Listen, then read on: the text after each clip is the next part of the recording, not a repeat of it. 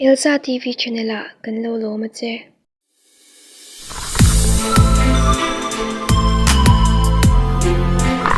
Ole, hey, bakit hian tui hi eng ma om lo wa? Na huang ve ka. Chung boi sami lo ni. Oh. Sami lo hai.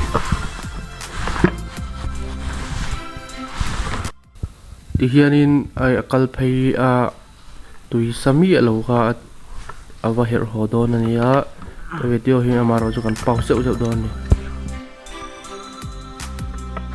Bakit hian tui hi ai eng ma om lo kan ti to kha. Chu ni hei ta hian mi tang hian tui vo lu tok mai ha. Ta hian ma khi mi hian hemi kan her chona bera hian vurt lang oma. Chu mi vurt lang tui chu. Ta ngan her chho don ani. Ta hian mo. Khopui te angin a chang kang lo wa. Ate ania alum her chona le avo her chona gi zarang te kan nei ve lo wa. Chuang chona vot chi her chho thea.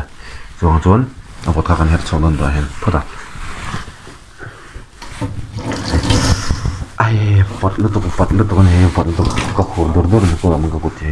Khor dor dor vot lu to ka. Chu ka do do ni. Asa tin se sanga tin se a khung vung don ni tui a vai na vot ngoi ni a vot ngoi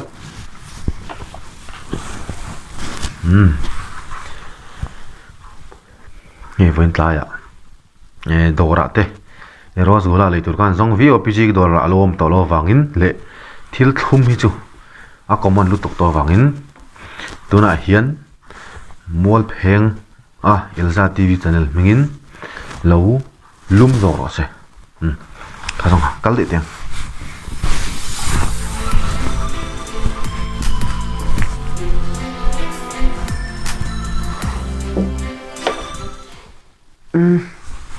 sami alo nia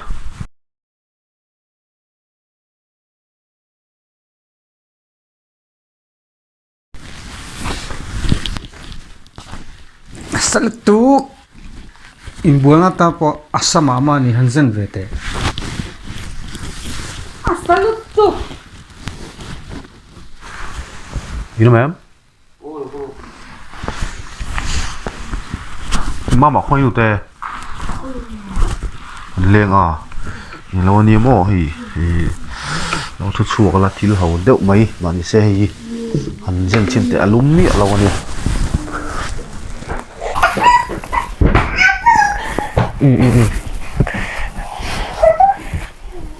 an karing renga ikuti kan kha ka tu mani mo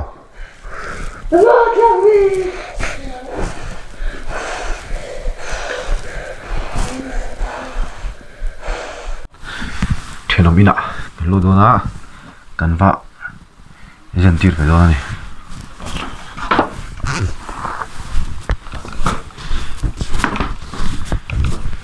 hey khai hey tu hi hanjen chin teu hen te om asalutuk avan sa em tiang te chu mi sing ti chi ni lo reng reng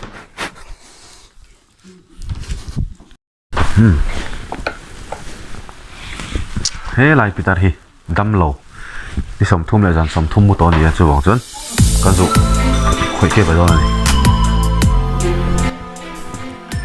ke ka pi tu hi hanjen chin te alum mi lo ni asat to lo hi alum pip pip cho ni hi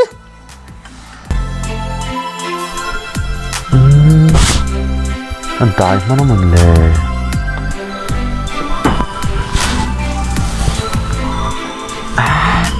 tai man hi